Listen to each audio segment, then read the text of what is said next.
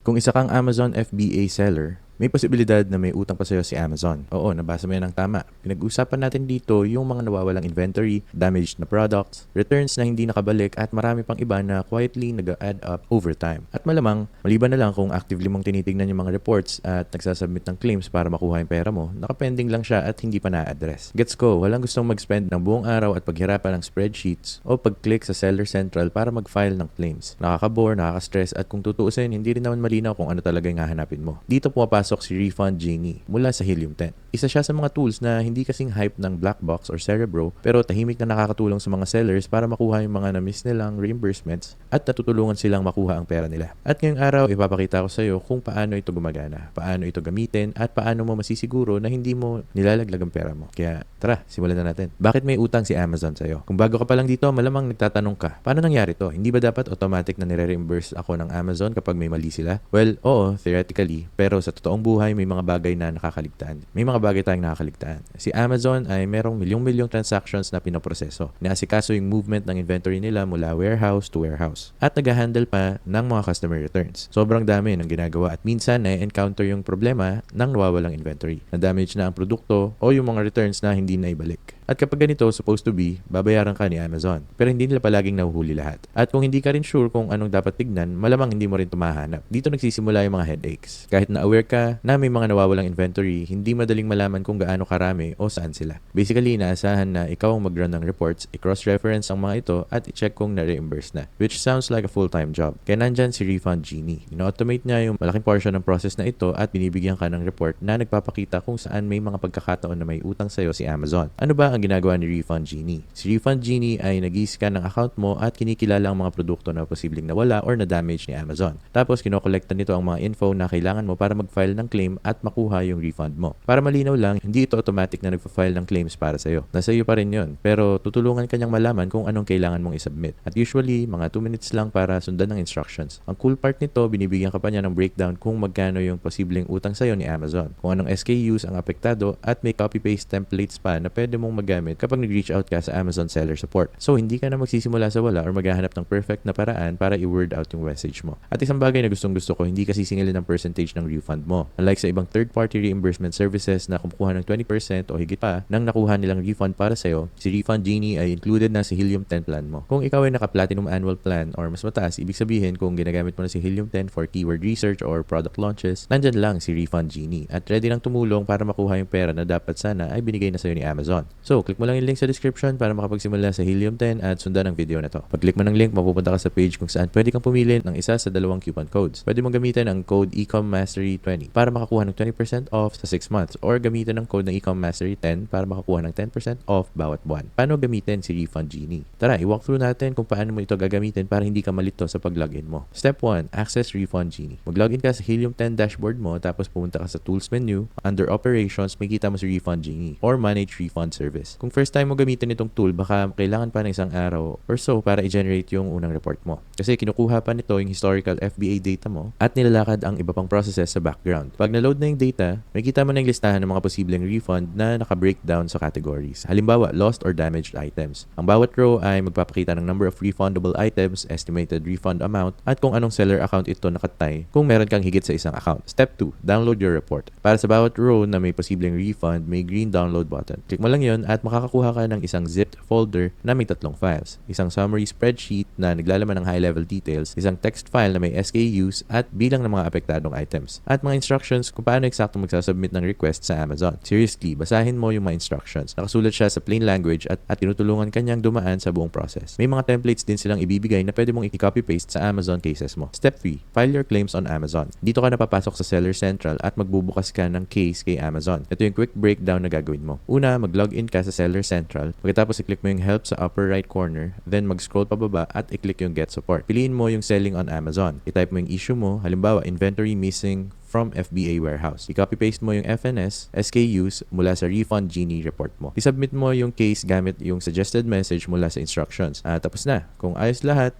madalas mag-reimburse agad si Amazon or mag-follow up sila kung kailangan pa ng additional info. Minsan, kung malaki yung amount, sabihin natin na over a few $100, maghanap pa sila ng manual investigation. Pero madalas, sasabihin na lang nila, oo nga, tama ka, ito na yung pera mo. So, gaano kalaki ang pwedeng ibalik? Ito yung part na nakakapagtaka sa karamihan. Baka isipin mo na ito ay para lang sa mga malalaking sellers. Pero pati yung mga bagong sellers makakita ng makatarungang refunds. Halimbawa, kung $20,000 lang yung sale mo, parang hindi ganun kalaki pero baka may utang pa sa'yo si Amazon mga $100 to $200. Or baka mas malaki pa. Kung matagal ka nang nagbebenta or mas malaki na yung volume ng benta mo, mabilis tumaas yung number na yun. May mga sellers na nakakatanggap ng $1,000, $5,000, or even $10,000 na refunds gamit si Refund Genie. May cases pa nga na nakita ang isang user na may halos $9,000 ng utang sa kanya si Amazon nung ginamit niya yung tool for the first time. Hindi na yung maliit na halaga. Ang pinaka-bottom line dito is kung hindi mo pa nararun si Refund Genie, honestly, wala kang idea kung gaano kalaki yung pera na maaaring nawawala sa'yo. Tips for making the most of Refund Genie. Okay, ito yung ilang dagdag na tips para ma-maximize mo yung paggamit ng tool. Tip 1. Huwag mag-submit ng sobrang daming claims sabay-sabay. Nire-recommenda ni Helium 10 na mag-submit ka ng hindi hihigit sa 5 SKUs per case. Mas mabilis mag-process yung claims at hindi rin magkakause ng problema sa account mo. Tip 2. Maging maayos at magalang sa mga messages mo. Alam ko tempting magalit at magsabi ng bakit hindi nyo pa ako binabayaran. Pero mas mainam kung magpaka-polite ka,